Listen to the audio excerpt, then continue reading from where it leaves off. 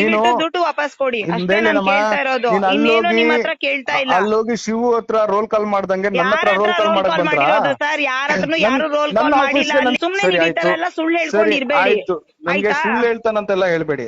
ಸುಳ್ಳು ಮಾತುಗಳು ಕರೆಕ್ಟ್ ಆಗಿ ಮಾತಾಡ್ಬೇಕು. ನನ್ನ ಹತ್ರ ಮಾತು ಕರೆಕ್ಟ್ ಆಗಿ ಮಾತಾಡಿದ್ರೆ ನಾನು ಕರೆಕ್ಟ್ ಆಗಿ ಮಾತಾಡ್ತೀನಿ. ಈಗ ಮಾತಾಡ್ತೀನಿ. ನಾನು ಲಾಯರ್ ಕೊಟ್ಟಿದ್ದೀನಮ್ಮ, ನೀವು ತಾನಮ್ಮ ಬೇಲ್ ಮಾಡಕ್ ಹೇಳಿದ್ರಿ. ಸರ್ ನೀವ್ ಲಾಯರ್ ಕೊಟ್ಟಿಲ್ಲ, ನಾನು ಲಾಯರ್ ಹತ್ರನು ಮಾತಾಡ್ಬಿಟ್ಟೆ. ನೀವ್ ಲಾಯರ್ ₹1 ಕೊಟ್ಟಿಲ್ಲ. ನೀವ್ ಯಾವ ₹1 ಲಾಯರ್ಗೆ? ಕೊಟ್ಟಿಲ್ಲ. ನೀವ್ ಯಾವ ಅಡ್ವೊಕೇಟ್ ಕೊಟ್ಟಿದಿರೋ ಮಂಜುನಾಥ್ ಅವ್ರ ಸೀನಿಯರು, ಅವ್ರಿಗೆ ನಾನ್ ಮಾತಾಡ್ದೆ. ಅವ್ರಿಗೆ ನೀವ್ ₹1 ಕೊಟ್ಟಿಲ್ಲ. ಅದು ₹1 ನಾನ್ ತಗೊಳ್ಳಿಲ್ಲಮ್ಮ. ನನ್ಗೆ ಇವತ್ತಿನವರೆಗೂ ₹1 ಅವ್ರ ಸೂರ್ಯದವ್ರು ಕೊಟ್ಟಿಲ್ಲ. ನಾನು ಇದು ಪ್ರಮಾಣ ಮಾಡಿ ಹೇಳ್ತೀನಿ ಅಂತ ಅವರು ಹೇಳ್ಬಿಡಿ. ಆ ಲಾಯರ್ ಸರಿಯಾಗಿ ಮಾಡಿಲ್ಲ ಅಂತ ನಾನು ಬೇರೆ ಲಾಯರ್ ಕೊಟ್ಟಿದ್ದೀನಿ. ಇಲ್ಲ ಸರ್, ಬೇಲಿಗೆ ಯಾರು ಸರ್ 50,000 ಕೊಡ್ತಾರೆ? ಅಟ್ಲೀಸ್ಟ್ ಅದನ್ನ ನೀವು ಬಾಯ್ ತೆಗೆದು ಹೇಳ್ಬೇಕು. ನಾನು ಇಷ್ಟ ಅಮೌಂಟ್ ಇಂತ ಲಾಯರ್ ಕೊಟ್ಟಿದ್ದೀನಿ ಅಂತ ಹೇಳಿ ನಾನು ಕನ್ಫರ್ಮ್ ಮಾಡ್ಕೊತೀನಿ.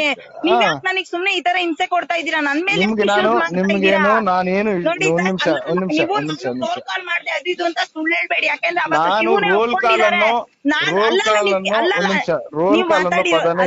ನೀವ್ ಯೂಸ್ ಮಾಡಿರೋದಕ್ಕೆ ನಾನು ಹೇಳ್ತೇನೆ. ನಾನ್ ಜಗಳ ಮಾಡೇ ಇಲ್ಲ ಸರ್. ನಾವ್ ಆಫೀಸ್ ಅಲ್ಲಿ ನಾನು ಬಂದಿದ್ದೆ, ಸಂತೋಷ್ ಬಂದಿದ್ರು.